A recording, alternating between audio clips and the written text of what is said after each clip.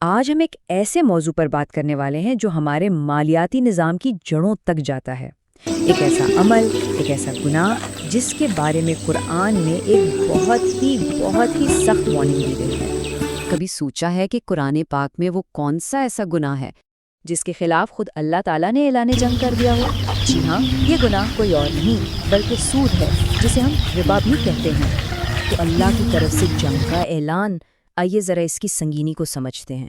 یہ صرف کوئی ڈراوا نہیں ہے بلکہ یہ ایک کھلا چیلنج ہے جو ہمیں بتاتا ہے کہ یہ معاملہ کتنا زیادہ، کتنا گہرا ہے۔ قرآن کی یہ آیت تو جیسے انسان کو جھنجھوڑ کر رکھ دیتی ہے، لیکن اگر تم ایسا نہیں کرتے تو اللہ اور اس کے رسول کی طرف سے جنگ کے لیے تیار ہو جاؤ۔ ذرا ایک لمحے کے لیے سوچیں، جب پوری کائنات کا مالک کسی کام کے خلاف جنگ کا اعلان کر دے تو اس کی ہولناکی کیسی ہوگی؟ اچھا، اب کچھ لوگ یہ بھی سوچ سکتے ہیں کہ بھئی یہ تو پرانے وقتوں کی باتیں ہیں، کسی ساہوکار کے لیے ہوں گی، لیکن کیا آج کا جو ہمارا جدید فائنینشل سسٹم ہے اس میں سود کی جڑیں پہلے سے کہیں زیادہ گہری نہیں ہو چکی؟ آج سود نے بہت سی نئی اور چمکدار شکلیں اپنا لی ہیں۔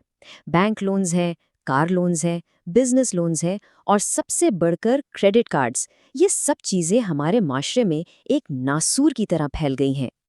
اور یہاں سب سے ضروری بات سمجھنے کی یہ ہے کہ نام بدلنے سے حقیقت نہیں بدل جاتی۔ آپ اسے سود کہیں یا انٹرسٹ، اس پر حکم وہی ہے جس پر اللہ نے جنگ کا اعلان کیا تھا۔ نام بدل گیا ہے، حکم نہیں۔ چلیں اب ان ساری باتوں کو ایک سچی کہانی کے ذریعے سمجھتے ہیں، ایک ایسی کہانی جو ہمیں دکھائے گی کہ سود اصل میں کس طرح ایک جیتی جاگتی، ہستی بستی زندگی کو تباہ کر سکتا ہے۔ یہ کہانی ایک بہت ہی سادہ سے محنتی کسان کی ہے۔ وہ اپنی چھوٹی سی دنیا میں خوش تھا، اپنی زمین کے ساتھ جڑا ہوا ایک عام مسلمان، لیکن پھر ایک دن اسے پیسوں کی سخت ضرورت پڑی، اور جب اسے کہیں سے کوئی راستہ نہ ملا تو وہ بیچارہ ایک مقامی ساہوکار کے چنگل میں جا پھنسا۔ اس نے سود پر قرض تو لے لیا، پھر دن رات ایک کر کے محنت کر کے سود سمیت ساری رقم واپس بھی کر دی، لیکن اس نے ایک چھوٹی سی غلطی کر دی۔ اس نے ادائیگی کی کوئی رسید نہیں لی، اور یہی پھول اس کی زندگی کی سب سے بڑی تباہی بن گئی۔ کچھ مہینے گزرے، وہ ساہوکار واپس آیا، اور کیسے آیا؟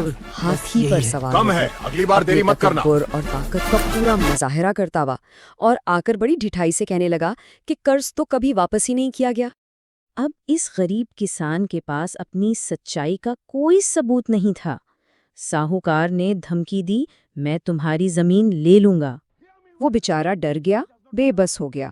اس نے اپنی زمین بچانے کے لیے اسے اپنے ایک بہت قریبی رشتہ دار، اپنے سالے کے نام منتقل کر دیا، اس بھروسے پر کہ وہ اس کی امانت کی حفاظت کرے گا۔